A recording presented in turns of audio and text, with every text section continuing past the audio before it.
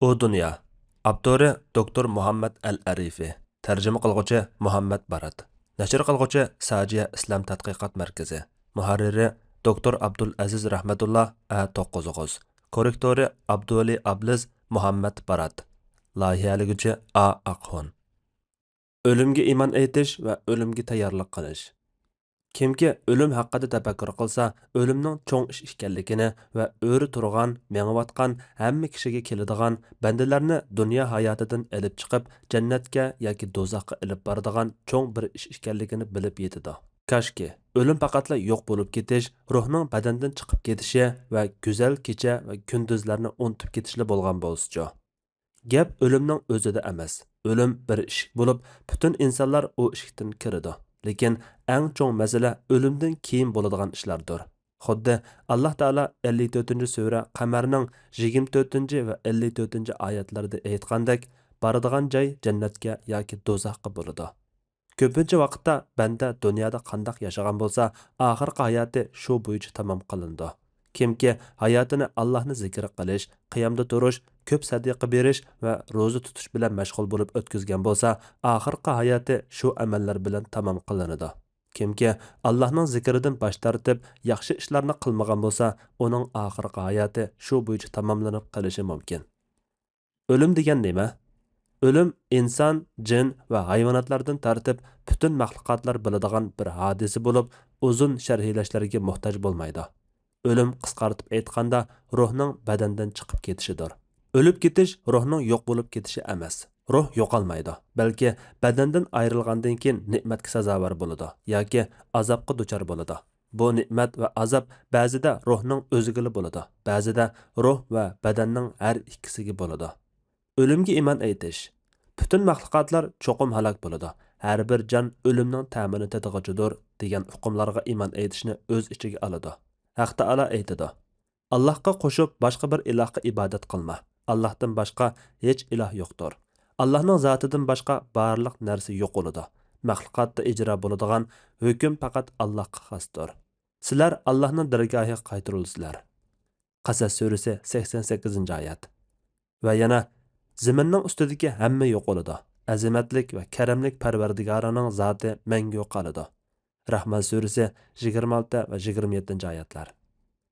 Yana bir oyatda har bir jon egisi o'limning ta'mini tatig'ichidir. Sizlarning ajringlar, ya'ni amallaringlarning savobi qiyomat kuni to'liq beriladi. Kimki do'zaxdan yiroq qilingan va jannatga kirgizilgan ekan, u murodiga yetgan bo'ladi. Dunyo tirikchiligi faqat aldaydigan moldilla iboratdir. Ya'ni aldaydigan narsa bo'lib, ozg'ini bahramand bo'lgandan keyin tugaydi. Al-Imron surasi 185-oyat. Nabiy sallallohu alayhi va sallam sening ulug'lig'ingga sig'inib panohlik tilaymanki, sendan boshqa iloh yo'qdir. U Alloh o'lmaydi. Jinlar, insonlar hammasi o'ladi deydi. O'lim uningga o'lim farishtasi vakil qilingandir. O'lim farishtasi kim? Mehribon Allohning farishtalaridan har bir farishtaning bir vazifasi bor bo'lib, Alloh uni shu vazifaga muakkal qilgan. Jibril vahyiga, Mikail yomg'irga, Isrofil sur po'lashga muakkal qilingan farishta degandek. Ularning ichidan yana taqqa muakkal qilingan va maxluqotlarning jinini ilishga muakkal qilingan farishta o'lim farishtasi bor. O'lim farishtasini Alloh taolo mundaq tilga olgan. Aytqinki, sizlarning jininglarni ilishga muakkal qilingan farishta sizlarning jininglarni oladi. Andan Parvardigoringlarning dargohiga qaytarilsizlar. Sajda surasi 11-oyat. O'lim farishtasының yordamchilari bor bo'lib, bu vaqtda Alloh taolo aytadi: Alloh bandalarning ustida qohirdir. Ya'ni Alloh bandalarni tizginlab turg'uchidir. U sizlarga saqlovchi farishtalarni, ya'ni qilgan atganni xotirlab turadigan farishtalarni avatadi. Biringlarga o'lim kelsa, uni bizning farishtalarimiz qabzroq qiladi. Ular Allohning amrini o'rinlashda beparvolik qilmaydi. An'am surasi 61-oyat. Nabiy sallallohu alayhi va sallam Andan o'lim farishtasi keladi va uning beshida o'ltiradi degan. O'lim farishtasi bir jonni uning vafot bo'lish vaqtidan burun qabz qilmaydi. Har bir jon egasining vafot bo'lishi uchun belgilangan muddat bor bo'lib, o'lim farishtasi ashu muddatdan ilgari yoki kechikib jonni olmaydi. Bu vaqtda Alloh taolo aytadi: Hech kishi Allohning iznisiz o'lmaydi. Alloh har odamning ajrini putiyotgan. Odamning umrini qo'rqinchaqlik uzartolmaydi, botirlik qisqartolmaydi. Kimki dunyo savobini ko'zlasa, uningga dunyoning savobini beramiz. Uning oxiratlikdan nasibasi bo'lmaydi. Kimki oxiratning savobini ko'zlasa, uningga oxiratning savobini beramiz. Shukr qilguvchilarni mukofotlaymiz. Al-Imron surasi 145-oyat. Bu ajal insonga u onasining qo'rsqidagi chaqdilib pututilgan bo'lib, bu vaqtda Nabiy sallallohu alayhi vasallam aytdiki, haqiqatan har biringlarning yaratiladigan moddasi onasining balyatqosida 40 kunda jamlanadi. Andan yana ashundoq uyulqan bo'ladi. Andan yana ashundoq bir tishlam go'sht bo'ladi. Andan Alloh bir farishtani avatadi. U 4 narsani putishga buyurilib, uning amalini, rizqini, ajlini va baxtlik yoki baxtsiz deb putgan deyiladi. Andan uningga ruh pölinidi. Bir kishi o'zining nada o'lib ketadiganligini bilmaydi. Haq Taala aytadi: "Qiyomatning bo'ladigan vaqti to'g'risidagi bilim haqiqatan Allohning dargohidadir. Alloh yomg'irni o'zi belgilagan vaqtda va o'zi belgilagan joyga yog'diradi. Bachchidandikilarning nima ekanligini, ya'ni o'g'ilmi, qizmi, bijirimmi, kamtukmi, baxtlikmi, baxtsizmi Alloh biladi. Hech kim ati nimalarni qildiganligini, ya'ni uningga nima ish bo'ldiganligini, yaxshi yomon ishlardan nimalarni qildiganligini bilmaydi. Hech kim o'zining qayerda o'ladiganligini bilmaydi. Alloh haqiqatan butun ishlarni bilib turg'uchidir. Shay'larning ichki va tashqi taraflaridan to'liq xabardordir." Luqmon surasi 34-oyat. Nabiy sallallohu alayhi vasallam haqiqatan Alloh bir bandaning ruhini ma'lum bir zaminda qabz qilishni iroda qilsa, u zaminda shu bandiga bir hojatni paydo qiladi degan. Bu reallikda ko'p yuz beradigan ishdir. Ma'lum bir yurtning ismini anglagan, lekin kunlarning birida u yurtga berib qilishni xiyolmo qilmagan nurg'un insonlar bor. Allah o'zining azaliy taqdirida u insonning shu zaminda vafot bo'lishini kutayotgan bo'lsa, u inson uchun shu zaminda davolanish, tijorat qilish yoki xizmat qilish degandek bir hojatni paydo qiladi. Shuning bilan u insonni shu zaminda qabz qiladi. O'limni aslash. Nabiy sallallohu alayhi vasallam lazzatlarni o'zguchi o'limni ko'p aslanglar degan. Yana Umar roziyallohu anhuga dunyoda sen g'arbdak yoki yo'lovchidak bo'lgan degan. Ibn Umar roziyallohu anhuma mundaq deydi: "Kech qilganingda tongni kutmagan, tong atqozganingda kechni kutmagan. Sog'lom vaqtingni betob vaqtingdan burun g'animat bilgan. Hayot vaqtingni mamat vaqtingdan burun g'animat bilgan." O'limni yomon ko'rish Allohga uchrashishni yomon ko'rganlik bo'lamdi. Aisha roziyallohu anha dediki, Nabiy sallallohu alayhi vasallam kimki Allohga muloqot bo'lishni yoqtirdi ekan, Allohmi uningga muloqot bo'lishni yoqtirdi. Kimki Allohga muloqot bo'lishni yomon ko'rdi ekan, Allohmi uningga muloqot bo'lishni yomon ko'rdi degan edi. Men, ey Allohning payg'ambari, bu o'limni yomon ko'rishmi? Biz hammamiz o'limni yomon ko'ramiz desam, Nabiy sallallohu alayhi vasallam undaq emas. Mu'minga Allohning rahmati, roziligi va jannati bilan bishorat berilsa, Allohga muloqot bo'lishni yoqtirdi. Shuning bilan Alloh uningga muloqot bo'lishni yoqtirdi. Kafirga Allohning azobi va g'azabi bilan bishorat berilsa, Allohga muloqot bo'lishni yomon ko'rdi. Shuning bilan Allohmi uningga muloqot bo'lishni yomon ko'rdi dedi. Reallik. Ko'p insonlar o'limning cho'qim keladiganligiga ishonadi, lekin az insonlar o'limga tayyorlik qiladi. O'limga tayyorlik qilish. Bandiga o'lim uchun o'lim kelishdan ilgari tayyorlik qilishi vojib bo'ladi. Bu o'lim shak shubhasiz cho'ng kichik hammamizga keladi. Bandiga holini yaxshilab olish uchun fursat bermaydi. Undaqda inson o'limga qanday tayyorlik qiladi? O'limdan keyin manfaat qiladigan amallar qaysilar? Gunohlarga tavba qilish va yaxshi amallarni ko'p qilish inson uchun vafot bo'lgandan keyingi holining yaxshi bo'lishining sabablaridir. Haq Taala aytadi: "Biringlarga o'lim kelib, Parvardigorim, nimishqa meni, ya'ni ajrimni bir oz kechiktirmading, sadiqa qilib yaxshilardan bo'lar edim deyishdan burun o'zinglarga rizq qilib berilgan narsalardan sadiqa qilinglar." Allah hech odamni ajali kelganda hargiz kechiktirmaydi. Allah qilayotgan ishlardan to'liq xabardordir. Munofiqun surasi 10-11-oyatlar. Nabiy sallallohu alayhi vasallam 5 dan ilgari 5 ni g'animat bilgan.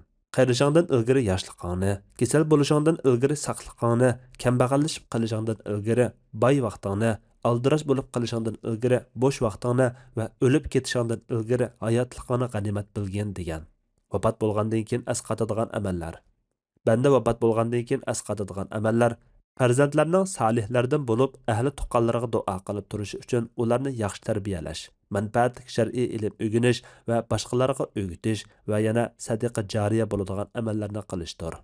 Nabiy sallallohu alayhi vasallam bu fazilatlarni jamlab, agar inson vafot bo'lsa, 3 ishdan boshqa ishlarda uning amalning savobi o'ziladi. Sadaqa jariya, manfaatli ilm va uning duo qilib turadigan salih bola degan. Musulmon vafot bo'lgandan keyin savobi davomli yetib turadigan sadaqa jariyaning jumlasidan, ya'ni Nabiy sallallohu alayhi vasallamning hadisida kelgan tuvandagi bayonlar bor. Mo'min vafot bo'lgandan keyin amali va yaxshi ishlardan savobi davomli yetib turadigan ishlar. O'rgangan va tarqatgan manfaatli ilm, tarbiyalab qo'ygan salih bola, miros qoldirib qo'ygan mushaf, Qur'on Karim, salib qo'ygan masjid, musofirlar uchun salib qo'ygan uy, suv aqtirib qo'ygan o'stang va savobi vafot bo'lgandan keyin yetib turishi uchun tini sog'lom, hayot vaqtida mol dunyosidan chiqarib qilgan sadaqa. Vasiyatnoma yozish. O'limga tayyorlik qilishning jumlasida yana vasiyatnoma yozib qo'yish bor bo'lib, inson malining bir qismini sadaqa qilib, vasiyat qilib qo'yishi sunnatdir. Ba'zi ashabilar malining 3dan 1ini, ya'ni ba'zilari 4dan 1ini vasiyat qilgan edi.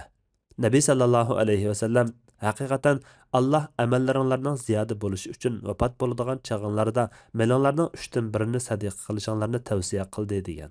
Yana qo'lida vasiyat qoldirgudek bir narsa bo'lgan bir musulmonning yanida yozig'liq vasiyati bo'lmagan holda 2 kecha qo'nib qilishi haqqi yo'q degan. Abdullah ibn Umar roziyallohu anhuma man Nabiy sallallohu alayhi vasallamning bu so'zini anglaganimdan boshlab yanida vasiyatnoma yozilmagan holatda bir kecha o'tib boqmadi degan. O'limning ruh bilan bo'lgan aloqasi. Kishilar badandagi ruhning haqiqati haqida har xil ko'z qarashlarda bo'ldi. U tirik, yengil bir narsa bo'lib, gulda suv mangandek, zaytunda yog' mangandek badandagi a'zolarda mangadi. Ruh bilan tan yashaydi. Ruh bilan nafs bir narsadir. Uning turadigan joyi tandir. Agar ruh tandan ayrilsa, tandan hayotlik ayrilgan bo'ladi. Ruh maxluqdir, lekin ruh tanning o'lishi bilan o'lmaydi. Ruhlarning o'lishi uning tanlardan ayrilishi va chiqib ketishidir, lekin u yo'qolib ketmaydi. Balki u tan yo'qolib ketgandan keyinmi mavjud bo'ladi va ne'matning yoki azobning ichida bo'ladi. Haqiqat.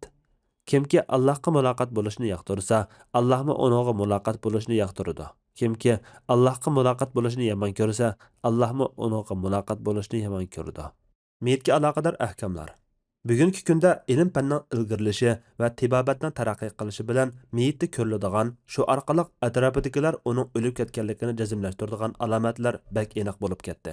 Ba'zida inson doktor va tibbiy aslahalardan yiroq bir joyda o'lib ketadi. Mushundaq ahvolda odam o'lib ketgan kishini hushidan ketgan kishidan farqlantira olish uchun o'lib ketganligining alomatlarini bilib olish kerak. O'lim uchun shar'iy ahkamlar va uningga aloqador fiqhiy masalalar bor. Shuning uchun o'lib ketganligining qanday bo'lganligi, uning alomatlari, meyitni yuyish va kifallashning qanday bo'lganligini bilib olish bek muhim. Undaqda o'lib ketganligining alomatlari nima? Meyitni qanday yuyimiz va kifallaymiz? Uning namozini tushirish va dafn qilish qanday bo'ladi? O'lib ketganligining alomatlari. O'lib ketganlikning bir qancha alomatlar bor bo'lib, bu alomatlar ruh tandan chiqib ketgandan keyin meyit ko'riladi. Bular tuvandikicha. 1. Ko'zning chakchayib qolishi. Ko'z yiroqqa qaragandek bir narsaga qarab qoladi. 2. Burunning o'ng yoki so'l tarafga burilib qolishi. 3. Umuman butun badanning bo'shab ketganligi uchun ostiniqi javg'ining bo'shab ketishi. 4. Butun badanning muzlab ketishi. 5. Yurak so'qishining to'xtab qolishi. Bu alomatlarning hammasi yoki ba'zisi bir odamda ko'rilsa, uning o'lib ketganligini jazmlashtiramiz. Janozani qabristonlikqa olib berish. Janozani tayyorlashga, qabristonlikqa olib berishga va meyitni dafn qilishga aldirash sunnat va mustahabdir. Nabiy sallallohu alayhi vasallam aytdiki, meyit janozaga silinib, erlar uni mo'rlarda ko'targanda, agar meyit salih bo'lsa, meni qilgan amallarimning savobiga tezroq olib beringlar, meni qilgan amallarimning savobiga tezroq olib beringlar deydi. Agar u fosiq bo'lsa, halimga voy, meni naga olib borsizlar deb to'laydi. Uning ovozini insonlardan boshqa jami mavjudot anglaydi. Navoda u faryodni insonlar anglay olgan bo'lsa, hushidan ketadi. Yana aytdiki, janozani tiz olib menginglar. Agar meyit yaxshi banda bo'lsa, uni yaxshi amallarining natijasini ko'rishga tiz olib borsizlar. Agar uningdan boshqacha bo'lsa, yomondir. Do'langlardagi yukdan tiz qutulasizlar. Meyitga 3 narsa agishidi. İnsan hayatida mal dunyo yig'ish, oila saramjonlari, yaxshi mashinalarni sotib olish va kengri ozoda uylarga ega bo'lish qatorliq ishlarga ahamiyat beradi. Ailesi va bola chaqalariga ahamiyat beradi va yana yaxshi bo'lsin yoki yomon bo'lsin, ko'p amallarni qilishga ahamiyat beradi.